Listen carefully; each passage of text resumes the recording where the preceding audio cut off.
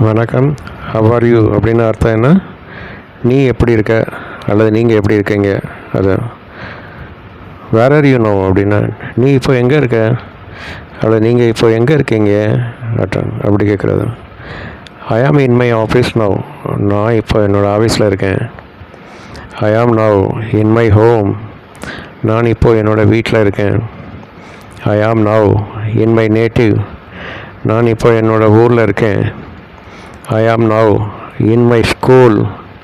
நான் இப்போது என்னோடய பள்ளிக்கூடத்தில் இருக்கேன். ஐ ஆம் நவ் இன் ப்ளே கிரவுண்ட்.